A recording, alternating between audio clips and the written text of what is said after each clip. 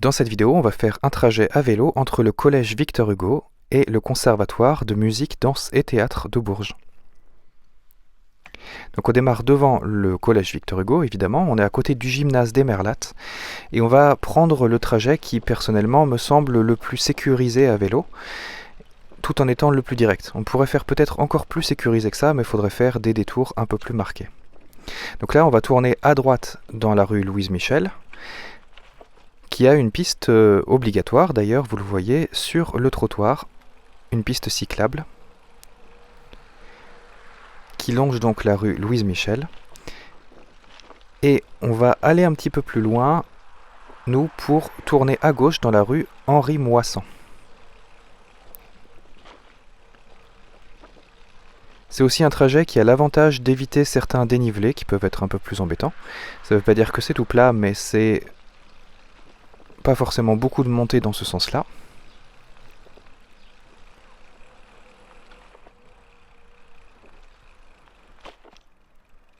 Donc ici, on tourne à gauche dans la rue Henri Moissan,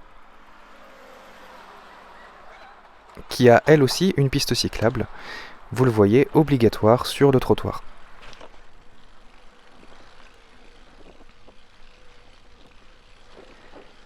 Donc ce quartier a été entièrement refait, je crois, il y a quelques années de cela, peut-être une dizaine d'années, et il intègre évidemment des pistes cyclables à différents endroits. Donc on continue tout droit à cet endroit-là, et puis on va tourner à droite dans la rue Gustave Eiffel, qui a elle aussi l'intérêt fort d'avoir une piste cyclable, cette fois-ci encore plus délimitée sur le trottoir, en plein milieu, donc en totale liberté. Donc ça, c'est une piste qui est parfois un petit peu encombrée, forcément embouteillée, parce que il y a le marché qui se met sur cette rue Gustave Eiffel, le marché tous les mercredis, et qui occupe toute la place. Dans ce cas-là, il faut soit rouler sur la rue parallèle à gauche ici, soit, si on veut pouvoir rouler plus rapidement, parce que il continue d'y avoir beaucoup de monde en cas de marché, de prendre carrément l'avenue du Général de Gaulle, et dans ce cas-là, c'est beaucoup plus rapide, avec la piste qui a été créée il y a peu. Donc on va continuer jusqu'au bout de cette rue Gustave Eiffel.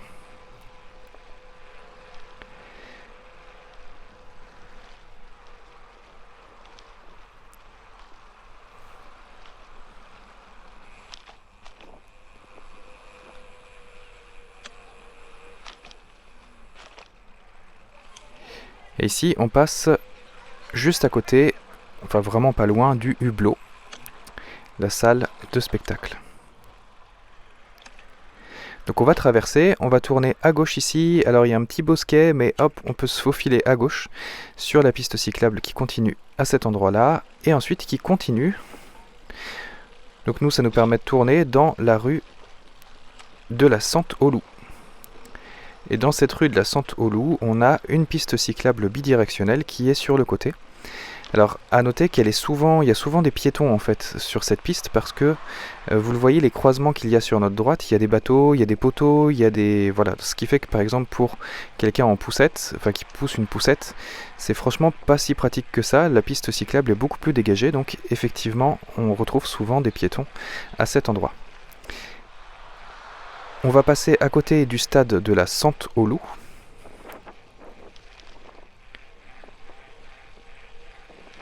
Qui est ici.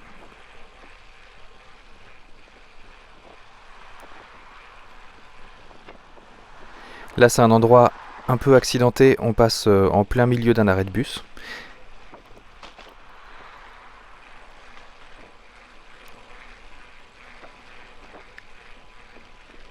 Donc on continue jusqu'au bout de la rue de la Sente-au-Loup pour prendre ensuite la rue Félix Chédin.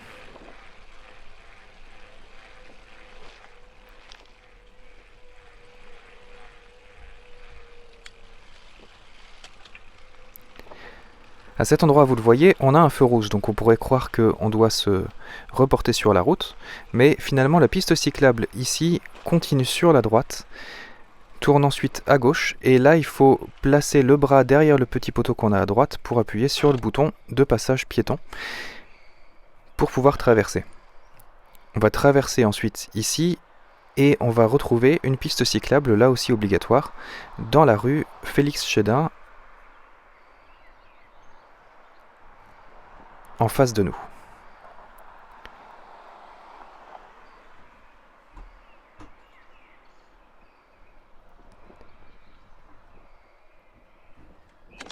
Donc là c'est plutôt bien indiqué parce qu'il y a des pictogrammes au sol, il y a tous les marquages nécessaires, et puis on a des plots qui permettent de bien indiquer l'emplacement de la piste cyclable. Avec un changement de couleur, c'est complètement l'idéal.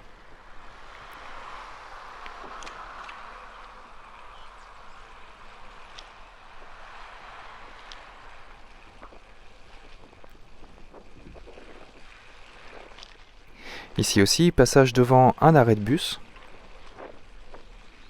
auquel il faut faire attention certaines heures. Alors vous le voyez, toute cette partie-là est en descente. Dans ce sens-là, c'est le paradis. Protégé à vélo, tout en descente, sur une piste cyclable bien délimitée. Alors évidemment, il faut faire attention aux piétons. On va traverser, on va continuer donc dans la rue Félix Chédin, et là encore vous le voyez, piste cyclable obligatoire avec les pictogrammes au sol qui sont bien indiqués, c'est parfait. Et puis des plots pour bien séparer la piste cyclable du reste du flux de voitures. Donc là encore en descente, on va pouvoir filer jusqu'à la rue du Général Chasles.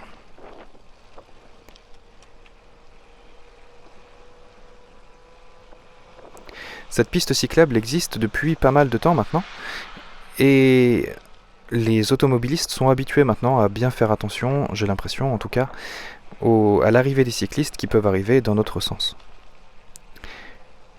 Là encore, l'arrêt de bus suivant, et puis on va arriver à la fin de cette piste cyclable, à l'approche de la traversée des rails de chemin de fer, et là, c'est toujours là que ça se gâte un petit peu, parce que la piste cyclable s'arrête net, on est rebasculé dans le flux de circulation, et puis on va continuer ici sur cette portion qui n'est pas aménagée, ou du moins pas encore aménagée, pour les vélos, et donc c'est là qu'il faut faire le plus attention. Il y a un croisement ici avec des voitures qui peuvent arriver de la droite, qui ne sont pas prioritaires, mais qui peuvent arriver de la droite, et ici on peut potentiellement, si vraiment on craint la circulation sous ce tunnel, on peut passer éventuellement sur le trottoir. Je vois souvent des gens qui passent sur le trottoir à cet endroit, quand ils sont à vélo ou à trottinette, non pas pour déranger d'éventuels piétons, mais vraiment parce qu'ils ne sont pas forcément à l'aise au niveau de la circulation. Ici on va tourner à gauche et rejoindre le rond-point de la gare. Donc à gauche dans l'avenue des Prés-le-Roi.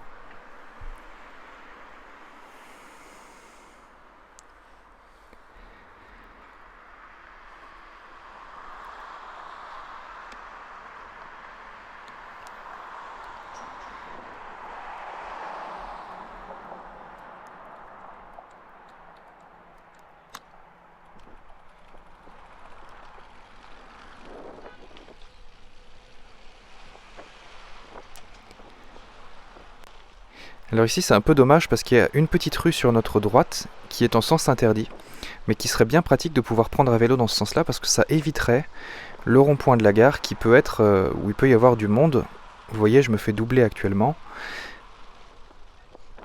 On va tourner à droite, nous, dans l'avenue Henri Lodier, et ici, sur la droite, il y a une petite piste cyclable qui peut être utile à prendre quand on veut être plus en sécurité, en tout cas éviter le plus possible les voitures. Simplement, il y a plusieurs obstacles dessus, il peut y avoir des gens qui marchent, il peut y avoir des portières de voitures, il y a des poteaux, etc. Donc finalement, pour la sécurité, c'est presque plus facile d'être sur la route à cet endroit-là, sur cette voie de bus cyclable, que sur la piste cyclable. Mais si on veut vraiment éviter le plus possible le contact avec les voitures, on peut tout à fait prendre la piste cyclable qu'il y a, vous le voyez, qui longe sur la droite tout le long de cette rue.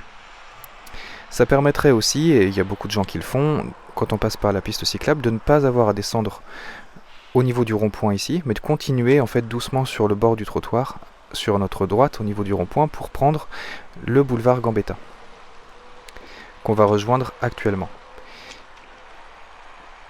Ici, ça nous amènerait jusque là, sur le bord du trottoir, et on descendrait à cet endroit, hop, pour rejoindre la piste cyclable du boulevard qui nous amène, encore une fois, assez loin jusqu'au boulevard de Juranville, de manière complètement sécurisée.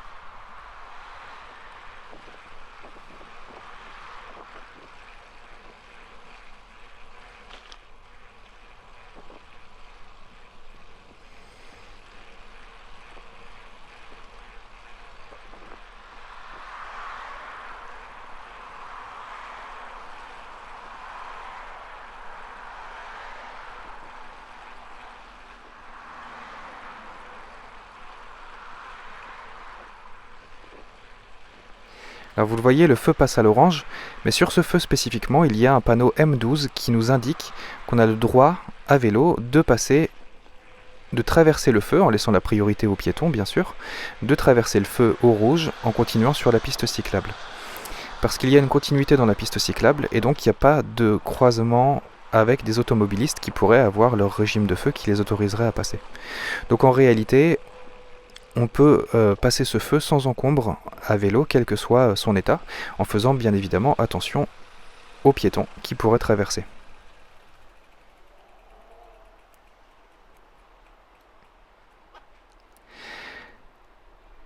À cet endroit, donc, on va rejoindre le boulevard de Juranville, qui a la chance d'avoir une bande cyclable maintenant, depuis quelques mois, quelques années peut-être, à cet endroit, mais qui ne va pas jusqu'au bout, malheureusement, du moins pas encore.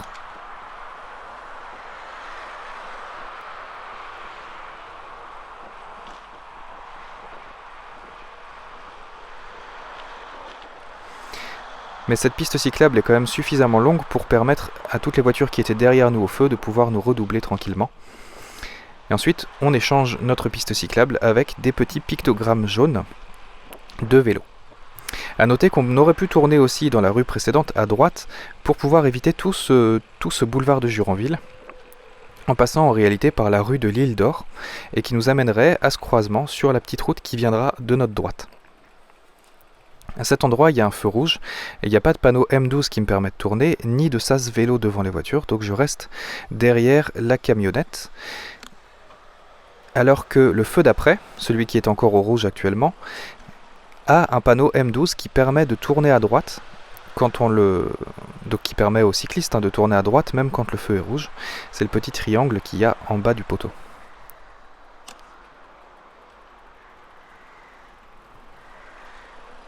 Donc là, on continue sur la piste cyclable, enfin le début de la piste cyclable qu'il y a sur la rue du Champ de Foire. Et là, j'avais pas vu la dame qui commençait à traverser avec le camion de livraison qu'il y avait devant. On a une piste cyclable sur la droite qui est obligatoire, et ici, nous on va chercher à tourner à gauche, donc il faut faire un peu attention à cet endroit. Vu qu'on veut traverser et tourner à gauche, en fait la piste cyclable, elle, nous fait aller plutôt vers la droite. Donc il faut trouver le moment de s'insérer dans la circulation et ensuite de tourner à gauche à cet endroit. Et de rejoindre ensuite la piste cyclable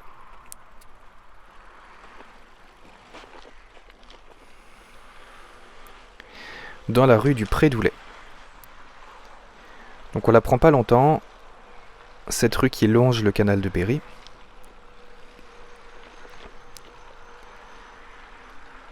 On va rapidement tourner à droite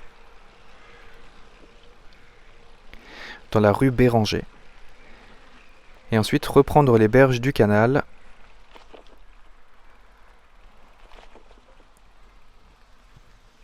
sur la gauche. Donc ça, c'est une piste cyclable qui longe vraiment le bord de l'eau et où il faut faire attention de ne pas rouler trop vite puisque il y a souvent du monde dessus et que elle est en bord de l'eau.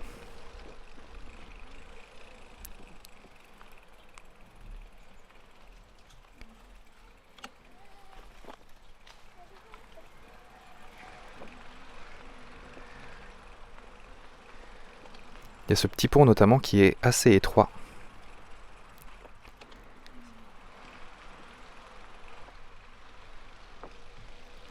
Mais voilà, cette piste cyclable qui longe l'avenue Louis XI nous permet d'aller rapidement traverser la rue Jean-Jacques Rousseau, celle que l'on va traverser à l'instant.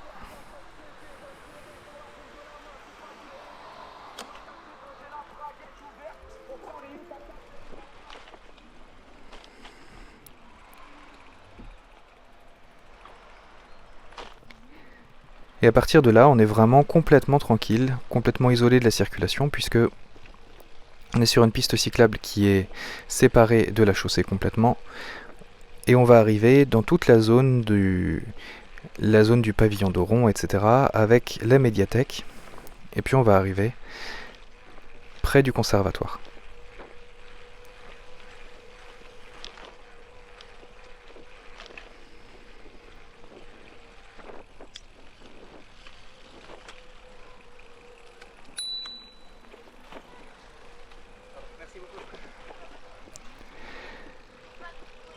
Donc on va tourner à gauche et puis à droite. Ici il y a évidemment il y a la trouée verte. On va pas la prendre, on va tourner à gauche.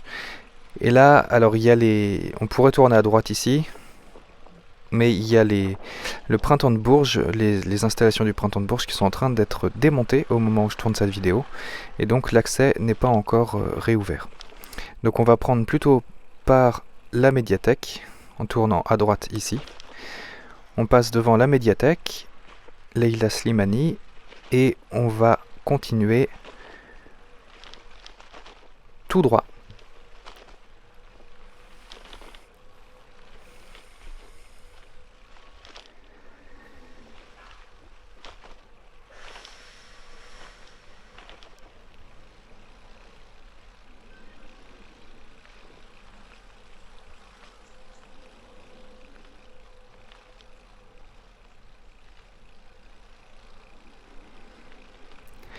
On va tourner à gauche ici, devant l'auberge de jeunesse.